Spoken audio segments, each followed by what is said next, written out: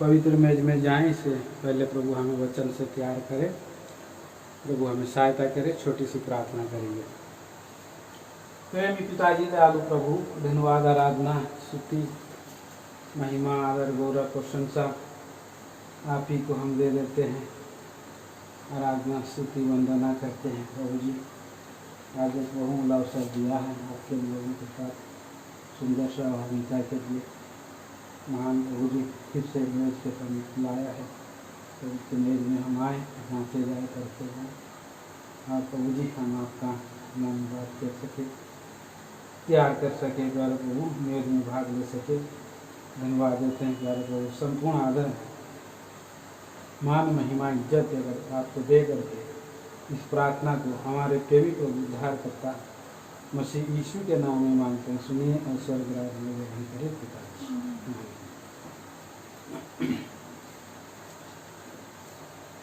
क्यों, आइए हम पवित्र मेज में जाएं। आइए प्रभु का वचन के द्वारा हम अपने जीवन को जांचेंगे, परखेंगे। यूहन्ना सुसमाचार 13 अध्याय।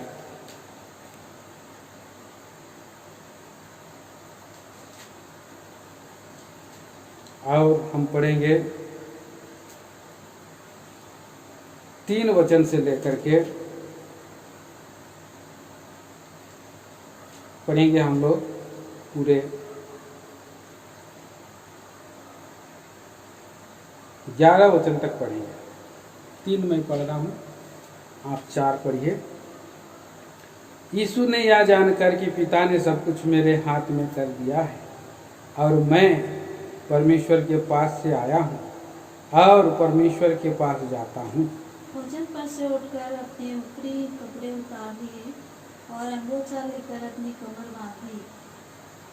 तब बर्तन में पानी भरकर चेलों के पांव धोने और जिस अंगोछे से उसकी कमर बंधी थी उसी से पोंछने लगा। जब वह शमौन पतरस के पास आया तब पतरस ने उससे कहा, हे प्रभु, क्या तू मेरे पांव धोता है? यीशु ने उसको उत्तर दिया, जो मैं करता हूँ तू उसे अभी नहीं जानता, परंतु इसके बाद समझेगा। पतरस ने उससे कहा, तू मेरे पांव कभी न धोने पाएगा। यह सुनकर यीशु ने उससे कहा, यदि मैं तुझे ना धोऊं तो मेरे साथ तेरा कुछ भी साझा नहीं। शमौन ने पतरस ने उससे कहा, हे प्रभु, तो मेरे पांव ही नहीं वरन हाथ और सिर भी धो दे। यीशु ने उससे कहा, जो नहा चुका है उसे पांव के सिवाय और कुछ धोने की आवश्यकता नहीं, परंतु वह बिल्कुल शुद्ध है और तुम शुद्ध हो, परंतु सबके सब नहीं। वह तो अपने पकड़वाने वाले को जानता था, इसीलिए उसने कहा, तुम सब के सब शुद्ध नहीं। आइए और एक पवित्र वचन को पढ़ेंगे। मत्ती सुसमाचार 5 अध्याय। मत्ती सुसमाचार की किताब 5 अध्याय और हम पढ़ेंगे 8 वचन 7 में पढ़ेंगे। धन्य है वे जिनके मन शुद्ध है, क्योंकि वे परमेश्वर को देखेंगे। और एक पवित्र वचन भाग पढ़ेंगे। प्रेरितों के काम उसके 13 अध्याय और उसका 13 अध्याय का 22 वचन हम सभी साथ में पढ़ेंगे। फिर उसे अलग करके दाऊद को उनका राजा बनाया, जिसके विषय में उसने गवाही दी, मुझे एक मनुष्य यिशै का पुत्र दाऊद मेरे मन के अनुसार मिल गया है, वही मेरी सारी इच्छा पूरी करेगा। छोटी सी प्रार्थना करेंगे। प्रेमी पिताजी दयालु प्रभु, मैं धन्यवाद आराधना स्तुति करता हूँ कि इससे इस पढ़े हुए पवित्र के भाग को आप हमारे लिए, हम सबों के लिए दिया है, ताकि हम तैयार हों आपके पवित्र मेज में हम भाग ले। महान पिता, महान परमेश्वर, हर एक बातों में आपका गुणानुवाद हो। एवं नितम दास को दया कर, जब तक आप ना देंगे ना मैं कुछ पा सकता हूँ ना बांट सकता हूँ। मेरा मन हृदय सबको आप पूरी रीति से प्यार कर, शुद्ध कर प्रभु जी, आपका पवित्र वचन को स्प्लेन करने के लिए सहायता करें। यीशु प्रभु के नाम में मांगता हूँ। प्रियो, यहाँ पर हम देखते हैं कि एक घटना है। प्रभु यीशु मसीह आखिरी रात वहाँ जहाँ चेले लोग थे, आखिरी रात चेलों के साथ संगति किया प्रभु यीशु मसीह। और प्रभु यीशु मसीह जो संगति किए थे, तो उस घर में लेकर के उपरवटी कोठरी में, जिस घर में एक व्यक्ति और सर पर, कांधे पर और जल को उठा करके जा रहा था, उस व्यक्ति का घर में प्रभु यीशु मसीह जो है अपने चेलों को कहा कि जो व्यक्ति नगर में जल को घड़ा उठाए हुए जा रहा है, उसके पीछे पीछे जाना और उसी का घर में उपरटी कोठरी में पहुंचशाला बनाना वहाँ पर, और उससे कहना कि प्रभु का प्रयोजन है कि मैं वहाँ पर पहुंचशाला जो है वहाँ पर जो है जहाँ खाने का व्यवस्था। सो प्रियो, ये जल क्या है? पवित्र वचन में हम पढ़ते हैं कि उस व्यक्ति ने जल का घड़ा उठाए हुए जा रहा था। तो हम पढ़ते हैं मत्ती और यहाँ पर और यूहन्ना सुसमाचार में, जब तक मनुष्य जल और आत्मा से ना जन्मे परमेश्वर का राज देख नहीं सकता है और परमेश्वर का राज पहुंच नहीं सकता है। यूहन्ना 3:3 और 3:5 में कहता है। सो प्रियो, और ये जो है जो तीतुस की पत्री 3 अध्याय का 5 वचन में भी हम पढ़ते हैं, जो हमारा नया जन्म होता है नए जल के स्नान से शुद्ध बनकर। पढ़ दीजिए उसका, तीतुस की पत्री, अच्छा रहेगा, 3 अध्याय का 5 वचन।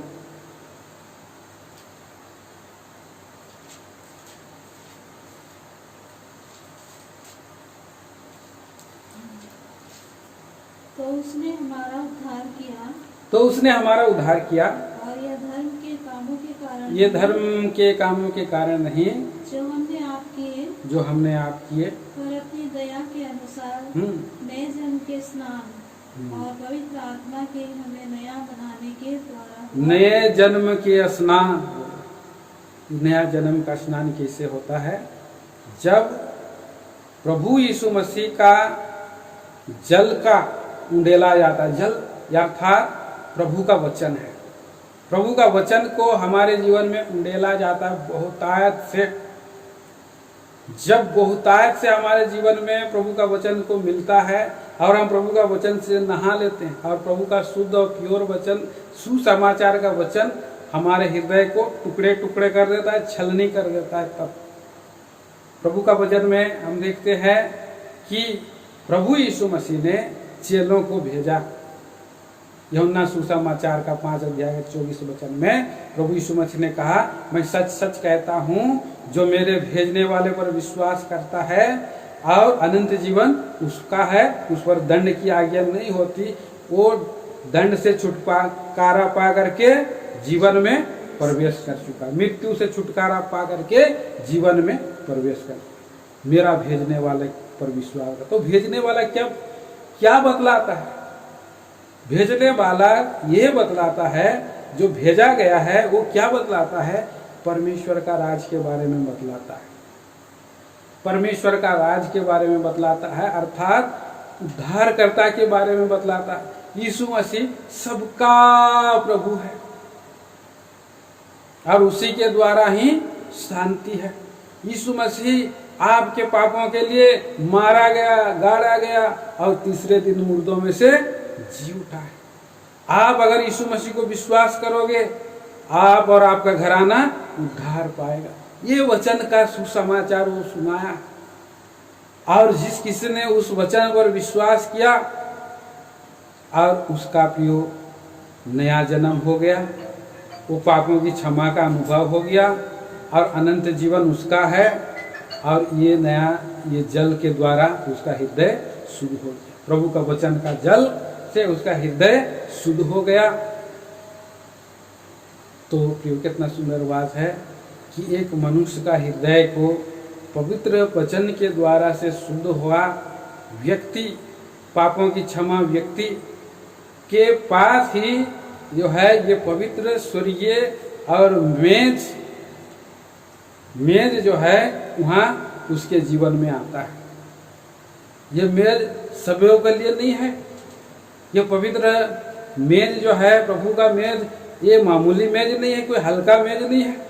सो ये एक बहुमूल्य मेज जो है, और ये उद्धार के उस ऊपर उद्धार पाए हुए व्यक्ति का जो जीवन है, ऊंचा हुआ किया जीवन है, छुटकारा पाया हुआ जीवन है, जो अधर्म के खड्डे से निकाला गया, दलदल के कीचड़ से निकाला गया व्यक्ति जब ऊपर उठता है और ऊंचाई में जाता है, तो उसी ऊंचाई स्थान में प्रभु का मेज जो है और लगता है।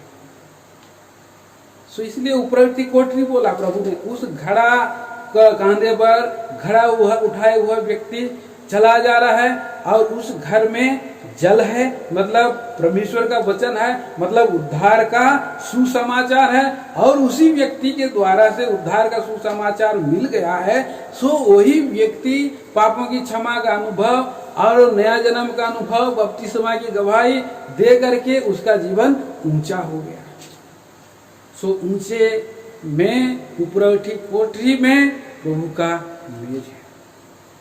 इसलिए प्रभु का मेज के पास आने के लिए पहले आपको उद्धार का दर्शन, पापों की क्षमा का अनुभूति होना है, प्रभु का उस देह का मूल्य क्या है समझ आना चाहिए। प्रभु कितना और महान प्रभु है जो मेरे लिए प्रबंध किया है, और उसने कहा है कि मेरे आने के दिन तक इसी रीति से लगातार किया करने के विषय में प्रभु ने हमें बोझ दिया है। और प्रभु हमें आज ये समझ दी है। आज हमको प्रभु ने कहा है भजन संहिता 23 अध्याय में दाऊद क्या कहता है, तूने शत्रुओं के सामने मेज को बिछाया है, मेरा कटोरा उमड़ गया। शत्रु चारों ओर है, रुकावटें बाधाएं हैं, प्रभु का वचन के लिए रुकावट हो रहा है। प्रियो, प्रभु का और वचन का संगति के लिए रुकावट हो रहा है, मेज के लिए रुकावट हो रहा है, लेकिन प्रभु शत्रुओं के सामने में मेज बिछाया है और ऊंचे स्थान में प्रभु ने हमको रखा है। भजन संहिता 91 अध्याय में हम पढ़ते हैं, क्योंकि उसने मेरे नाम को जान लिया है, इसलिए मैं उसको ऊंचे स्थान में रखूं। ऊंचे स्थान में हम जो आ जाते हैं और आत्मा की ऊंचाई में हम भर जाते हैं, विश्वास कर लेते हैं, सो हमारा प्रभु हमारे लिए मेज बिछाता है। इस बात को हम देखते हैं कि आखिरी रात प्रभु यीशु मसीह ने मेज बिछाया और सारे चेले थे, पर सबके हृदय शुद्ध नहीं थे, सबका हृदय तैयार नहीं था, सबका हृदय पवित्र नहीं। फिर भी लोग मेज में भाग ले रहे हैं, सो क्या हृदय शुद्ध नहीं होने के बाद भी अगर मेज में अगर भाग ले लिया तो क्या प्रभु का राज में आप जा सकते हैं? नहीं जा सकते। सो इसीलिए वचन का जल हमारे जीवन में हर एक सप्ताह उंडेला जाता है। पहले प्रभु का वचन से हमें शुद्ध किया जाता है, तैयार किया जाता है। सप्ताह भर के जीवन में कहीं पर आपने ईर्ष्या किया, डाहा किया, लीला क्रीड़ा किया, कई अनेक पाप जो मनुष्य के हृदय मन से उत्पन्न होते हैं, तो क्यों कई बार मनुष्य गिर जाता है।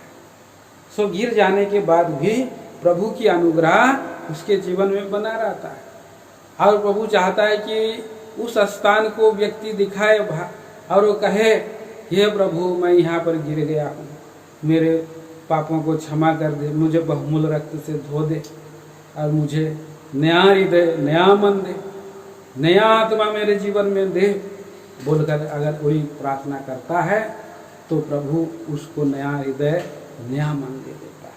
और प्रियो, ऐसा नया हृदय, नया मन किसको मिला? दाऊद को मिला। इसलिए दाऊद के बारे में और परमेश्वर ने कहा कि दाऊद मेरा मन का अनुसार है। दाऊद मेरा मन का अनुसार है। सो ऐसा परमेश्वर ने कहा। कैसे दाऊद मन का अनुसार बना? दीन था उसकी। पहली बात हम देखते हैं। और यहाँ पर और 12 चेलों में से एक चेला ऐसा था जो परमेश्वर का साथ रहते हुए, प्रभु यीशु मसीह के साथ रहते हुए भी उसका मन उसके अनुसार नहीं था। हम लोग अगर एक चित्त एक मन हो करके हम लोग कई बार कोशिश करते हैं कि हम लोग डट के रहें, एक चित्त रहें, एक मन रहें, एक विश्वास में रहें, हम लोग ऐसा बोलते हैं। परंतु अगर मन ही अलग अलग रहेगा तो एक चित्त एक मन कैसे रहेंगे?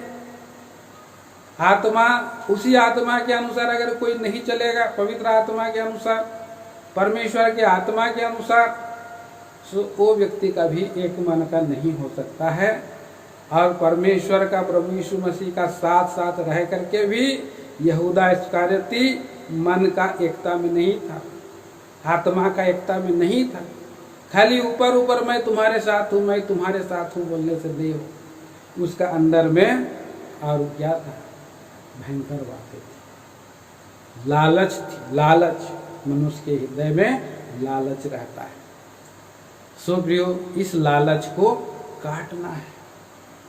और कैसे काटेगा? प्रभु का वचन में के अनुसार वो शुद्ध होगा। पतरस थोड़ा बोलने वाला था, लेकिन वो बोल करके भी मान लेता था। मैं गिर गया था, उसने पश्चाताप किया और उसने प्रभु को देखा, परमेश्वर को देखा। धन्य है वो मनुष्य जिसका हृदय शुद्ध है, वो परमेश्वर को देखा। लेकिन यहूदा का हृदय कपट से भरा था। प्रभु का साथ में रह रहा है, लेकिन प्रभु के विरोध में बोल रहा है, प्रभु का विरोध में पकड़वाया दे रहा है।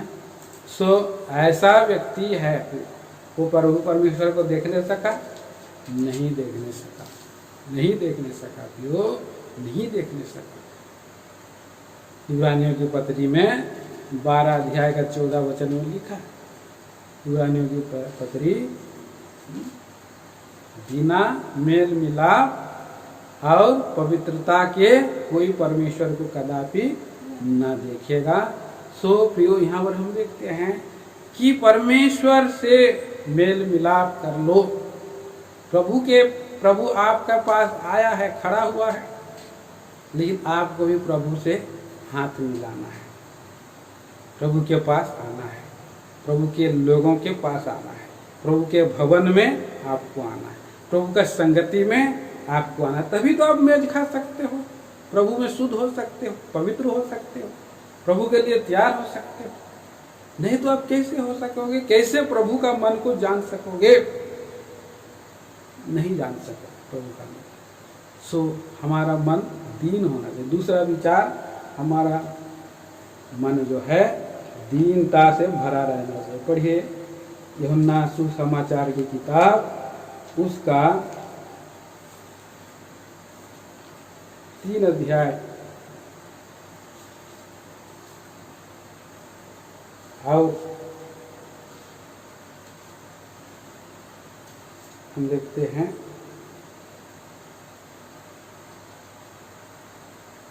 पढ़िए, और 26 वचन से 30 वचन तक पढ़िए।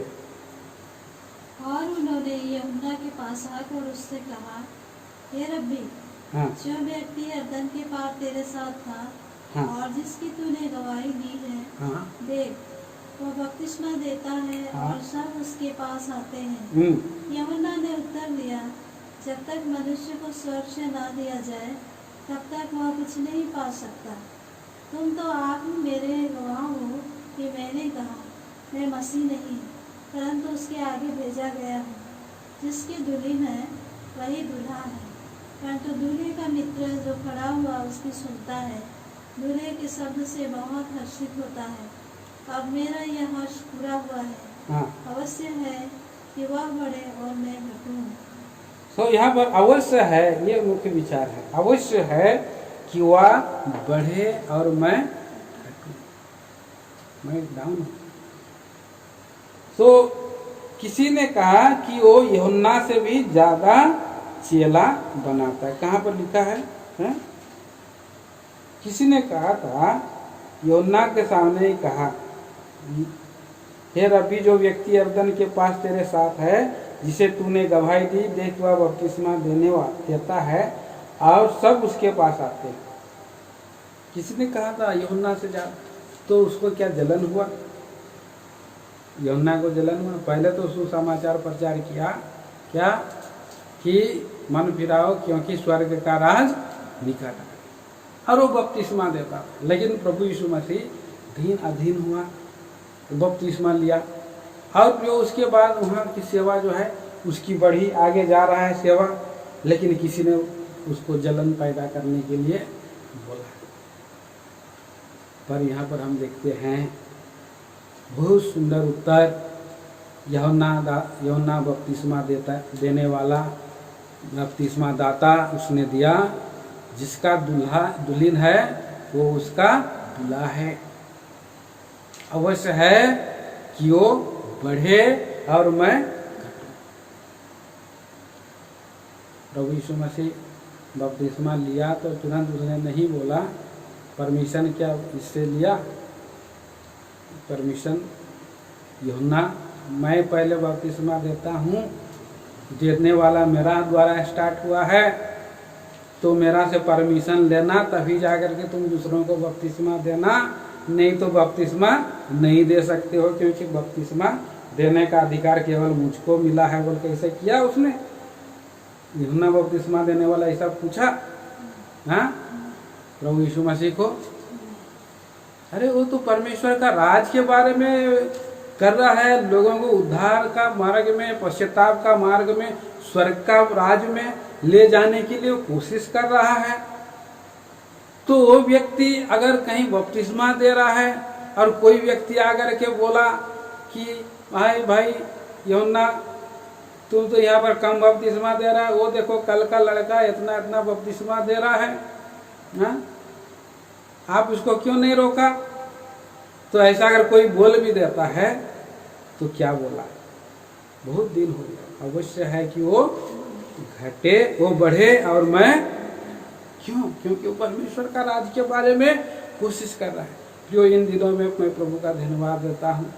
सो पिछले दिनों में प्रभु ने बहुत सुंदर अवसर दिया और प्रभु के दास लोगों ने, और जैसे ही ये प्रार्थना बोझ हुआ प्रभु ने कि जब हम लॉकडाउन के अंदर में हैं, सो ऐसे समय में हम लोग जब अपने अपने घरों में फ्री हैं और कुछ काम धाम नहीं कर रहे हैं, इधर उधर दौड़ धूप नहीं है, शांति में है, हम सालेम प्रार्थना भवन झारसुगुड़ा में हैं। सो ऐसे समय में हम लोग काम में नहीं हैं, तो शांत में अगर हम लोग रहेंगे, चुप रहेंगे, तो क्या होगा? खाली दिमाग शैतान का घर बन जाए। ऐसे समय में हमें प्रभु का राज के बारे में, संगति के बारे में अवसर मिल गया है कि यहाँ अगर हम प्रभु के राज के लिए, उसका वचन के लिए चर्चा और हम ध्यान मनन ना करेंगे तो क्या होगा? शैतान घुस जाएगा। और ऐसे समय में प्रभु के दास लोगों ने इस बात को सुनने के बाद बहुत ही उनके अंदर में और आनंद आया। और प्रभु के दास, गॉड ब्लेस यू रंजीत, तुम्हारा सेवा को बढ़ाए, प्रभु इंक्रीज करे। सो ये प्रभु के दास लोगों ने ऐसे अगर उन्होंने और आशीर्वाद दिया तो मेरा हृदय को और प्रभु ने उत्साहित किया। और आज प्रभु के अनुग्रह से ये जो है 3 दिन का लॉकडाउन के अंदर में परमेश्वर का राज के बारे में और इस विषय में जो है विचार दिया, और बहुत सुंदर रीति से प्रभु के लोग भी इसमें जुड़ गए, सालेम प्रार्थना भवन में जुड़ गए और प्रभु का वचन सुन रहे हैं। मैं धन्यवाद देता हूँ, क्योंकि हम लोग जहाँ भी हैं, किसी अवस्था में, हम अगर प्रभु का राज के लिए उन्नति का मार्ग की ओर जा रहे हैं, लोगों को अप्रिशिएट करना चाहिए, ऊंचाई करना चाहिए। हाँ भाई, आप अवश्य है कि वो बढ़े, प्रभु यीशु मसीह बढ़े, उसका नाम हो हमारे जीवन के द्वारा से, हमारे कलीसिया के द्वारा से, हमारे संगति के द्वारा से। अवश्य है कि वो बढ़े और मैं घटूं। मैं नहीं भी पता चला तो कोई बात नहीं, वो बढ़े और मैं घटूं। ऐसा उत्साहित हृदय से और ये यूहन्ना व्यक्ति था। वो इसका हृदय शुद्ध था, लेकिन साथ साथ में रहने वाला किसका हृदय शुद्ध नहीं था? यहूदा इस्करियोती हृदय शुद्ध नहीं। वो मेल मिलाप में है, साथ साथ में है, क्या फायदा है? लेकिन उसका हृदय शुद्ध नहीं है। धन्य है जिसके हृदय शुद्ध है। तो शुद्ध हृदय वालों को परमेश्वर और उसको अपना मित्र बना लेता है। वो देखा ही रहता है, उसको अनुग्रह की दृष्टि उस पर होती है। और दाऊद ऐसा ही था, टूटा मन का था। वो भी परमेश्वर का राज का बहुत उद्योगी था, बहुत खोजित। प्रिय भाई बहनों, और दाऊद जब वो जवान था, जवान से ही वो खोजित था। और हम पढ़ते हैं भजन संहिता की किताब, उसका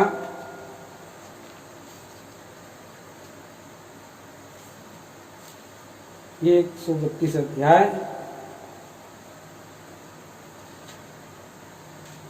और पढ़िए उसका 1 वचन से लेकर के 5 वचन तक। हे यहोवा, दाऊद के लिए उसकी सारी दुर्दशा को स्मरण कर। हाँ, उसने यहोवा से शपथ खाई हाँ, और याकूब के सर्वशक्तिमान की मन्नत मानी है। हाँ, निश्चय मैं उस समय तक अपने घर में प्रवेश ना करूंगा हाँ, और न अपने पलंग पर चढ़ूंगा, हाँ, न अपनी आंखों में नींद और न अपने पलकों में झपकी आने दूंगा, हाँ। जब तक मैं यहोवा के लिए एक स्थान अर्थात याकूब के सर्वशक्तिमान के लिए निवास स्थान ना पाऊं। कितना वो उत्साहित था प्रियो। हे यहोवा, दाऊद के लिए उसकी हाँ? हे यहोवा, दाऊद के लिए उसकी सारी दुर्दशा को स्मरण कर। उसने यहोवा से शपथ खाई और याकूब के सर्वशक्तिमान की मन्नत मानी है। निश्चय मैं उस समय तक अपने घर में प्रवेश ना करूंगा और ना अपने पलंग पर चढ़ूंगा, ना अपने आंखों में नींद और ना अपने पलकों में झपकी आने दूंगा, जब तक मैं यहोवा के लिए एक स्थान अर्थात याकूब के सर्वशक्तिमान के लिए निवास स्थान, उसके मन में परमेश्वर का निवास स्थान के लिए खोज करता था। परमेश्वर का निवास को बनाने के लिए और उसको ऊंचाई में देखने के लिए इतना सुंदर उसका विचार था, इतना सुंदर उसका दाऊद का मन था। पर हम देखते हैं परमेश्वर ने उसको क्या बोला कि तू मेरा भवन बनाने नहीं पाएगा। पढ़िए पहला इतिहास 23 अध्याय।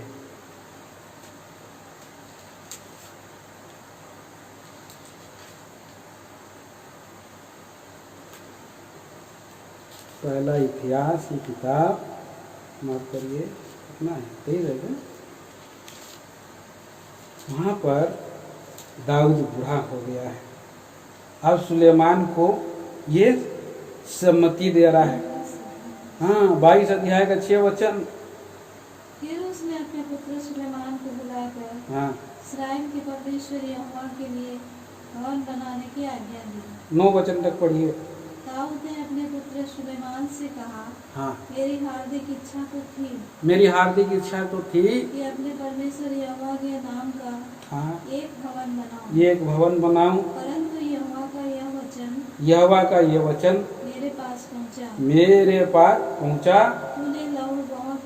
तूने लहू बहुत बहाया है और बड़े बड़े युद्ध किए हैं, बड़े बड़े युद्ध किए हैं, इसलिए तू मेरे नाम का भवन ना बनाने पाएगा। हाँ, भवन बनाने ना पाएगा। और क्योंकि तूने भूमि पर मेरे दृष्टि में बहुत लहू बहाया है। बहुत लहू बहाया। और आगे देख, तुझसे एक पुत्र उत्पन्न होगा, हाँ, जो शांत पुरुष होगा, जो शांत पुरुष होगा, और मैं उसको हाँ, चारों ओर के शत्रुओं से शांति दूंगा। चारों ओर से शत्रुओं से शांति दूंगा। उसका नाम सुलेमान होगा, उसका नाम क्या?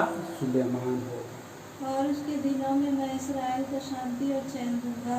हाँ, 10वीं वही मेरे नाम का भवन बनाएगा। बस वही मेरे नाम का भवन बनाएगा। दाऊद का मन में इच्छा था कि भवन मैं बनाऊं। अगर वो भवन नहीं बना पा रहा है तो दूसरा को भी भवन बनाने नहीं दूंगा बोल के अगर सोचता तो है? अगर मैं बनाऊंगा तो ठीक है, अगर दूसरा बनाएगा तो बनाने नहीं दूंगा, ऐसा अगर बोलता तो उसके अंदर में एक भी जलन नहीं था। मतलब कोई आदमी अगर बनाने नहीं पा रहा है तो दूसरा को जो है उसको उठाना है बनाने देने के लिए। तो यहाँ सुलेमान को उसने उत्साहित किया। सुलेमान को उसने बोला मैं तो नहीं सका बनाने के लिए, लेकिन तुम्हारा पुत्र होगा वो शांति वाला होगा। सुलेमान मतलब शांति वाला। और वो बनाने नहीं सका, लेकिन सुलेमान को प्रभु ने बनाने के लिए चुना है, तो वो आगे रहे, सुलेमान आगे रहे और मैं उसका पीछे रहूं बोल के दाऊद बोला। मैं उसका पीछे रहूंगा, जो कुछ भी सामान और सारा प्रबंध जरूरत जो कुछ लगेगा मैं पीछे से उसको हेल्प करूंगा। इसलिए बहुत युद्ध किए हुए, सोना चांदी धन दौलत सब कुछ उसके पीछे उसने जो है जमा कर दिया। और प्रियो इतना ही नहीं, और उसने दूसरा क्या दिया, हियाब भी दिया उसने। भाई पढ़ेंगे पहला इतिहास की किताब उसका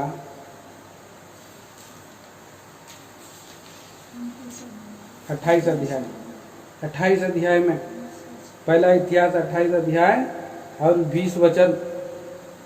फिर दाऊद ने अपने पुत्र सुलेमान से कहा, हाँ, याओबान और दृढ़ होकर इस काम में लग जा। याओबान और दृढ़ होकर के इस काम में लग जा, मत डर, तेरा मन कच्चा ना हो, क्योंकि यहोवा परमेश्वर जो मेरा परमेश्वर है वो तेरे संग है। और जब तक यहोवा के भवन में जितना काम करना हो हाँ, वह ना हो चुके तब तक वह ना तो तुझे धोखा देगा, ना तो तुझे धोखा देगा और ना तुझे त्यागेगा। तो क्या कर रहा है दाऊद, उसको उत्साहित कर रहा है, डिस्करेज नहीं कर रहा। भले काम के लिए उत्साहित करना है। तो मैं एक दो प्रभु के दास लोगों ने जब इस प्रभु की सेवा के लिए, वचन की सेवकाई के लिए जब प्रभु ने कुछ विचार दिया और कुछ स्किल दिया कि इसको इस रीति से भी तैयार करके प्रभु का पवित्र वचनों को, परमेश्वर का राज्य का सुसमाचार, जिसके द्वारा से मनुष्य उद्धार पाता है, जिसके द्वारा से मेज के लिए वो तैयार हो सकता है, जिसके द्वारा शुद्ध होकर के अनंत काल के राज के लिए वो जा सकता है, उसी वचन की आज और प्रभु ने बोझ दिया और प्रभु के दास लोगों ने उत्साहित किया, इंकरेज किया। जैसे दाऊद भी सुलेमान को इंकरेज किया, उत्साहित किया, तभी वो भवन बन सका।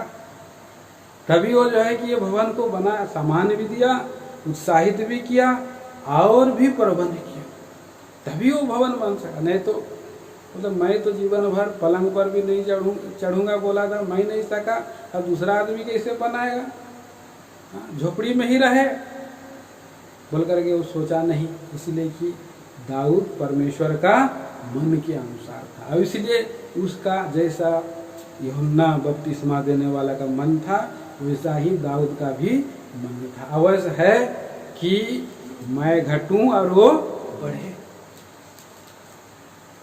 वो हमेशा दाऊद जो है परमेश्वर को ही आगे रखता था।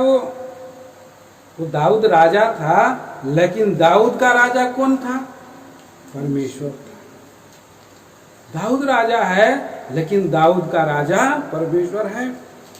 दाऊद चरवाहा है, लेकिन दाऊद का चरवाहा परमेश्वर है। प्रभु के चरवाहे कुछ लोग हैं जो प्रभु के लोग सच्चे और खराई से अगर चरवाही कर रहे हैं तो उनका चरवाहा उनको आशीष करेगा, और कोई उनको चाहे वो मृत्यु के तराई में होकर के भी चले तो उनको कुछ हानि नहीं होगी। परमेश्वर उनको संभालता है, रक्षा रखवाली करता है। तो इस तरह से, और ये दाऊद, और यहाँ पर हम देखते हैं यहोशू को भी प्रभु ने उत्साहित किया। मूसा मेरा दास मर गया है, इसलिए तेरा मन कच्चा ना हो, ना डरे। इस प्रजा को लेकर के और चलो यरदन के पार, और यरदन के पार चला गया। यहोशू अगुआ है। तो जो हम देखते हैं शुद्ध मन वाला व्यक्ति जो प्रभु के पीछे चलता है, वो अविश्वासी नहीं होता है और पीछे नहीं हटता है, पाँव भी नहीं खींचता है, और प्रभु के राज के लिए अधीनता हो जाता है, दीन हो जाता है और आगे बढ़ते जाता है। इसीलिए कि प्रभु की महिमा उसके जीवन से हो, उन्नति बढ़ती हो परमेश्वर का राज के लिए, और परमेश्वर उसे अनंत में अनंत प्रतिफल दे। आइए हम लोग प्रभु का मेज में इसी रीति से अपने आप को तैयार करें। धन्य है वो व्यक्ति जो मन का शुद्ध है, शुद्ध हृदय शुद्ध मन वाले पवित्र मेज में भाग ले और परमेश्वर को देखें, परमेश्वर को देखें। कुछ शास्त्री फरीसी लोग जब प्रभु यीशु मसीह कितने, एक प्रभु यीशु मसीह जब आया, सभा में लोग बैठे थे, सभा में जब लोग बैठे थे तो एक हाथ का सूखा हाथ व्यक्ति भी था। प्रभु ने उसको बोला उठो, खड़ा हो। तो खड़ा हो बोला तो खड़ा हुआ। प्रभु ने सबको घूर के देखा, पूछा, क्या पूछा? ये व्यक्ति सबत के दिन में भला करना अच्छा है कि नहीं, भला है कि नहीं?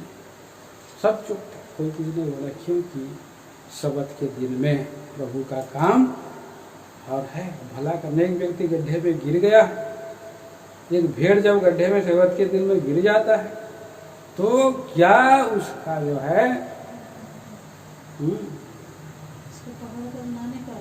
ना निकाल।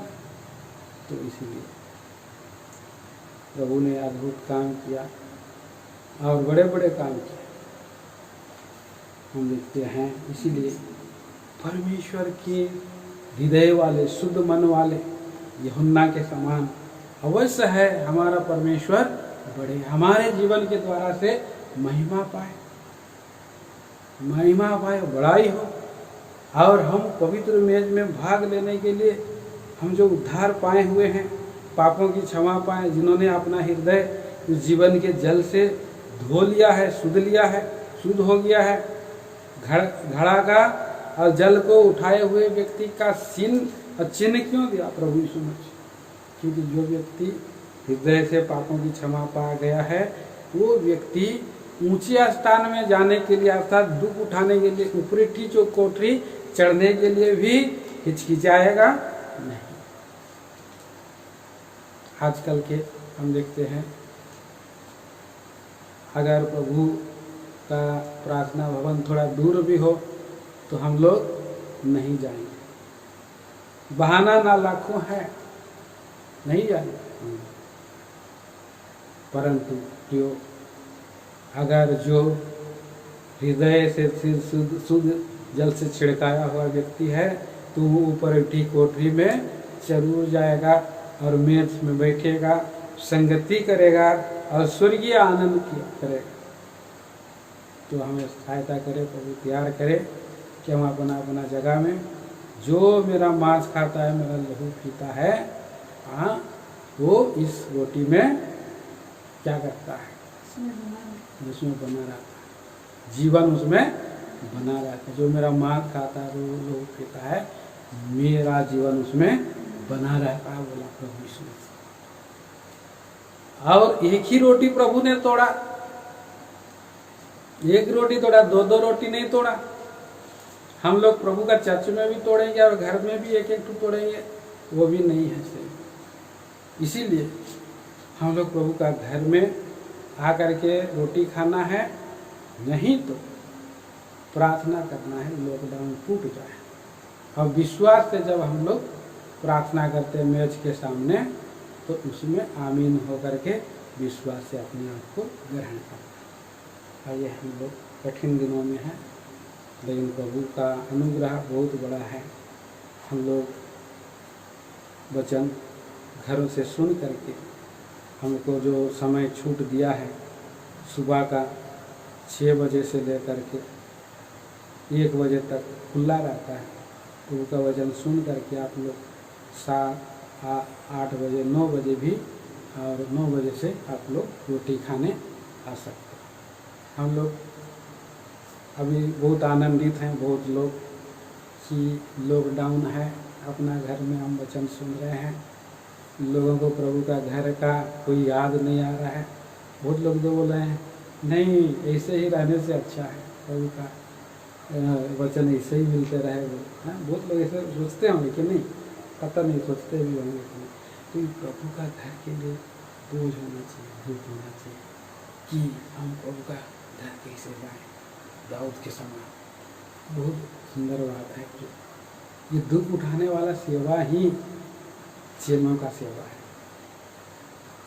चेले लोगों को पहाड़ पर चढ़ गए, प्रभु यीशु मसीह, हाँ, पहाड़ पर चढ़ गया और वहाँ खड़ा हो गया, और भीड़ भी पहाड़ तक आई, लेकिन चढ़े कौन? चेले लोग चढ़े।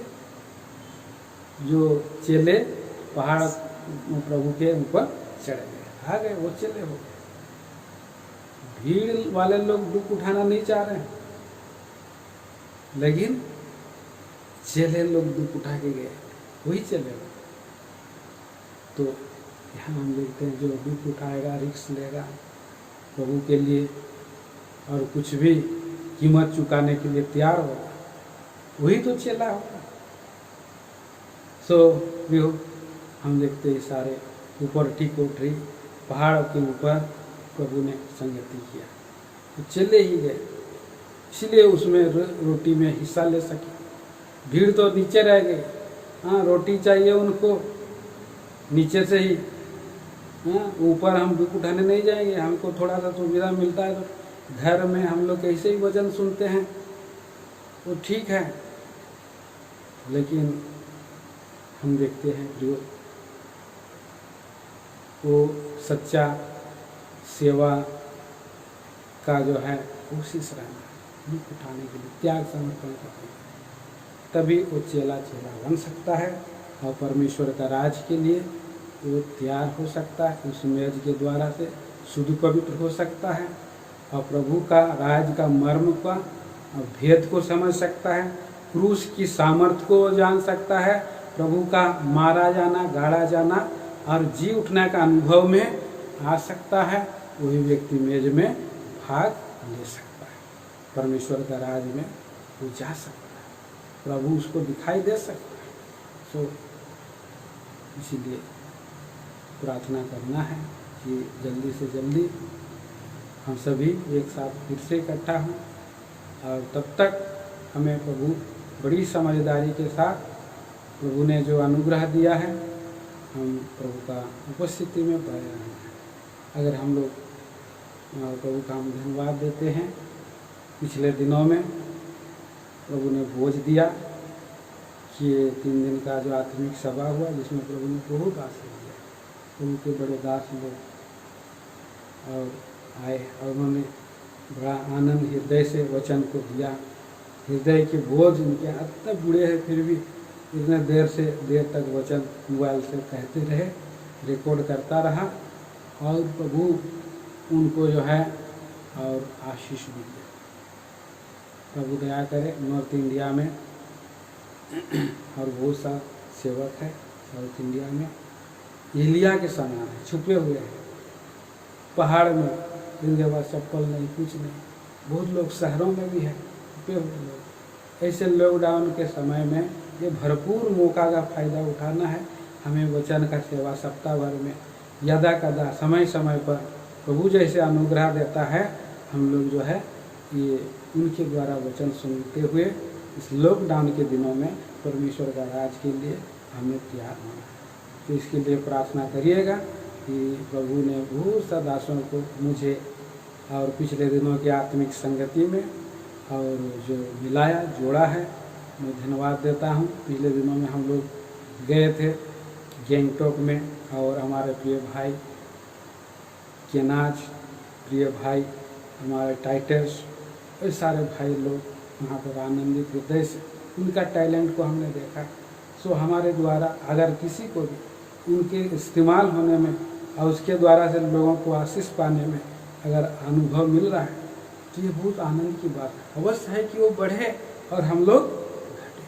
प्रभु के दास लोग जो छुपे हुए हैं, ऐसे छुपे हुए लोगों को प्रभु के बहुत सारे लोग छुपे हुए हैं, ऐसे छुपे हुए लोगों को प्रभु एक एक करके उनके छुपे हुए लोगों का अनमोल मोती के समान वचन को हृदय में छुपा के रखा है।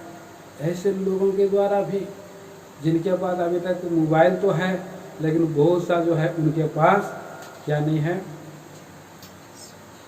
इंटरनेट नहीं है, फिर भी वो मोबाइल से हम रिकॉर्डिंग करके उनका वचन को हम सुन करके आनंदित हो करके परमेश्वर का राज के लिए हम तैयार हो सकते। परमेश्वर का नबियों की सुनो, उसकी प्रतीति करो, तब तुम भी कृतज्ञ हो जाओगे बोल के प्रभु ने बोला। तो ऐसे हम प्रभु का वचन को आने वाले दिनों में सुनते हुए पाए जाएं।